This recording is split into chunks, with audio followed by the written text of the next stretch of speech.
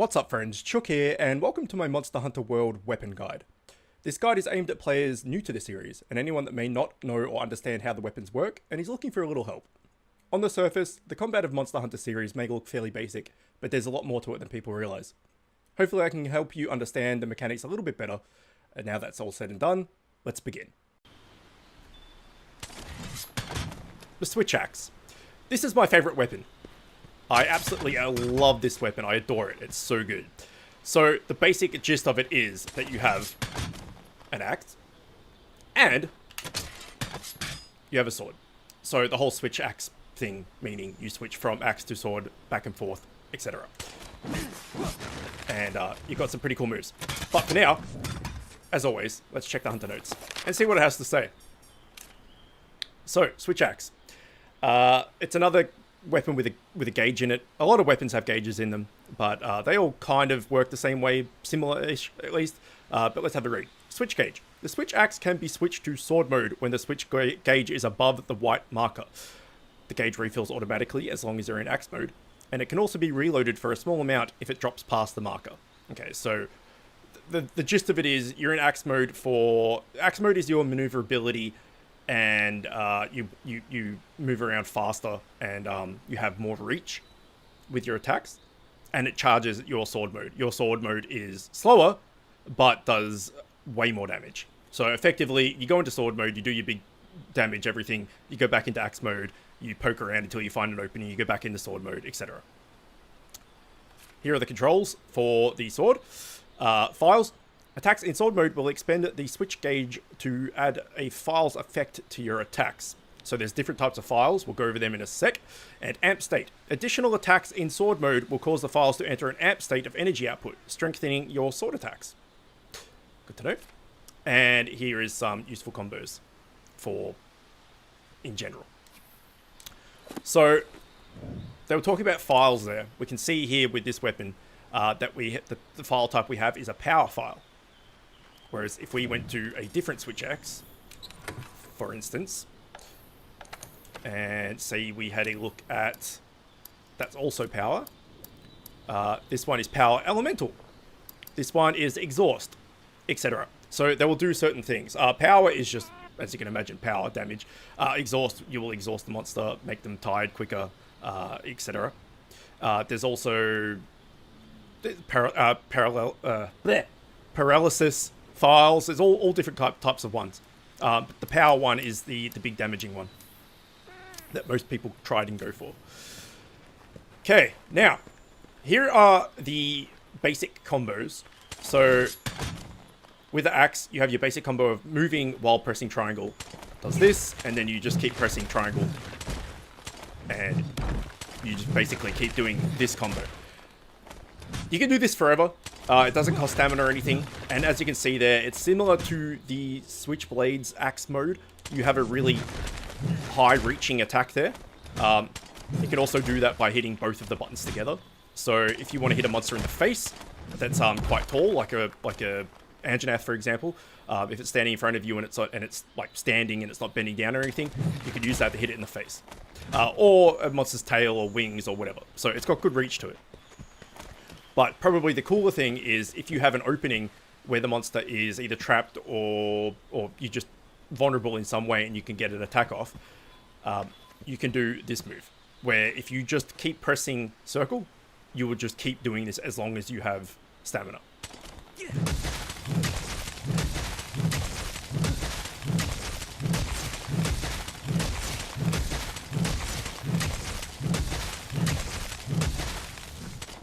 So you can imagine that if there's a monster there and it's on its back or something, and it's flailing around and you just lay into its tail like that, you can get a lot of cutting damage off on its tail. It's just a really cool thing that you can just chain forever, indefinitely, as long as you have the stamina to do so. So if you were to put on a Mega Dash Juice and have infinite stamina, you could just literally just sit there and do that the whole time. You are obviously vulnerable while doing it, but the fact that you can just stand there and just whack away at something is pretty damn cool. In previous games, you had to do this upswing first to get into this. In this game, they're just letting you do it from nothing, which is amazing. You also have combos. That's pretty much the whole axe thing done. You have combos as well to, like, transform into sword mode. So after any attack, basically, you can press R2 and you'll transform into sword mode. And same thing, you can transform out of sword mode back into axe mode. So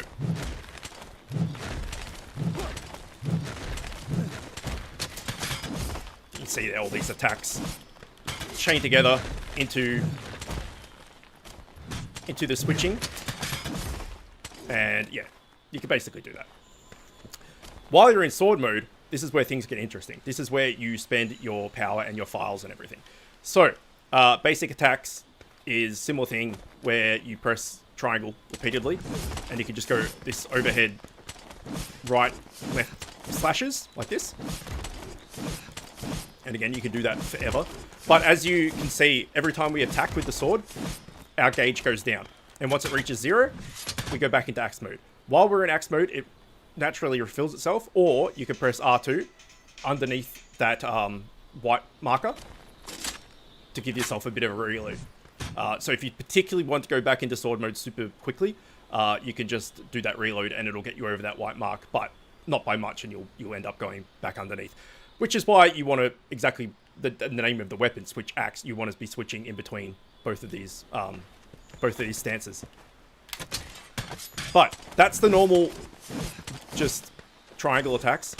If you just do nothing but circle, it's definitely more damaging. And you can see that we've... Hang on. You see that we got a bit of a flurry there, and we had some extra like particle effects on our weapon. I think that's what this was saying in the hunter notes about the amped state. Additional attacks in sword mode will cause the files to enter an amped state of energy output, strengthening your sword attacks. So if we go... or you can also, just when you unsheath your weapon, if you press triangle, you'll just come into axe mode naturally. But like with any of the transforming weapons, if you hold down triangle, circle, and R2, you'll transform into the alternate mode, so the sword mode. In fact, it might only just be...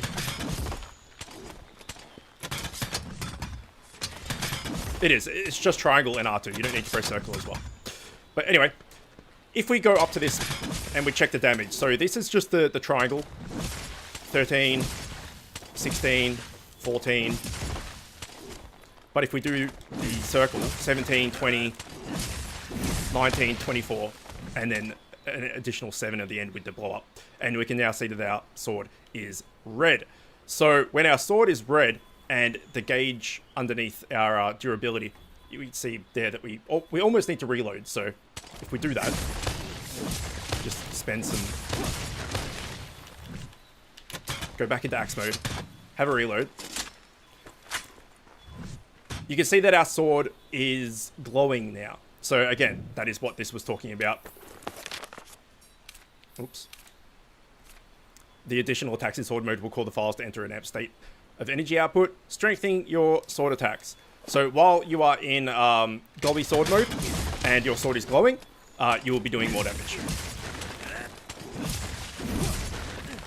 Now there's one other thing to this weapon, which is the reason why I love it so much, is the elemental discharge. So this is pressing both buttons together. If you just press both buttons together, this is all that happens. It's like a stab. So let's see what damage that actually does. Probably not much. 2 8s. So it's a bit lackluster. 3 8s. But if you do that move and then you keep pressing triangle afterwards, this happens.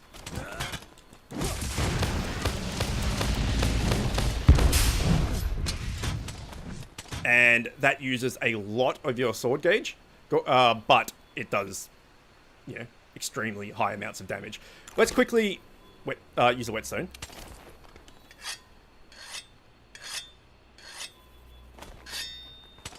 And let's just do that move one more time.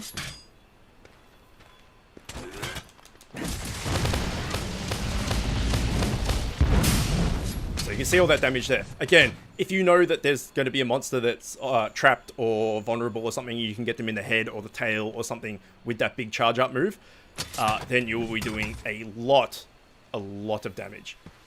Now, you will naturally just do this every time you do the elemental discharge, and you keep pressing triangle afterwards.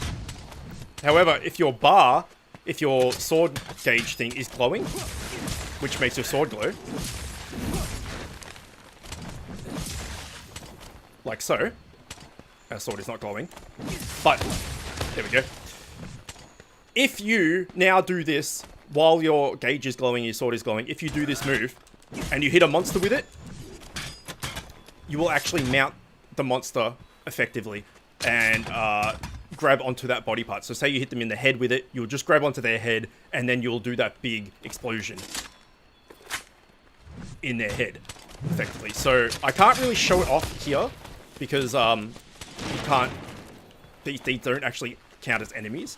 But effectively you would go like that and you would jump onto the monster and do that elemental discharge inside of that body part. So if you're trying to cut tails, you do it on a tail, it's really good. You're trying to break like their horns or something, you do it on their face, you jump on their face, you do the big elemental discharge, and then you jump off. It's fantastic. I can't showcase it here, however, I will record some separate footage and just tack it on to the end.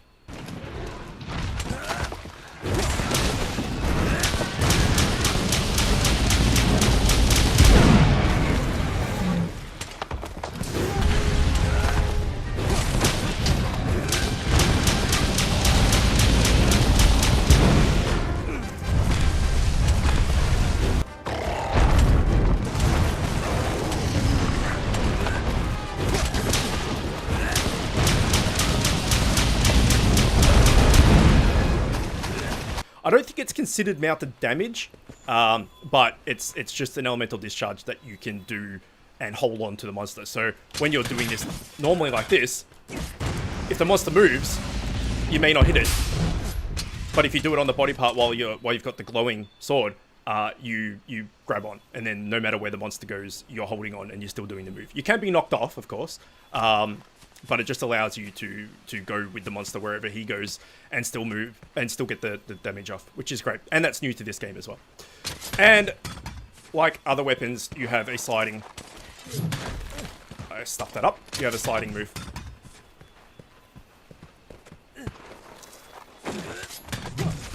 Like that. And I'm also fairly sure if you do the R2 and triangle, you'll do that in sword mode. Yes. Yes, you do. So there you go. That's the switch axe. It's fairly easy to understand, but also has a little bit of complexity to it with having two modes and the ability to recharge your file and reload it and charge up that glowing part so that you can do your big elemental discharge on monsters rather than just in the open like this. But it's also fairly straightforward at the same time, as each mode itself doesn't really have that many moves. You've got just a few combos with each mode, and ultimately you want to be hitting in sword mode and doing elemental discharge on big hits, and using your axe, which you can see you're a lot more maneuverable. We're kind of jogging here, whereas if we go to the sword, it's like a great sword. We're moving very, very slowly. So if you're fighting a monster, you probably want to, and it's running around a bit, you probably want to be in axe mode, go in, do some hits or whatever, and then change into your sword. Do whatever you need to do, and then, you know, change back into your axe and keep going where you're a bit more sprightly and maneuverable. But there you go. Alright, hopefully you learnt something. I hope you enjoyed it. As always, thanks for watching, and I will see you next time.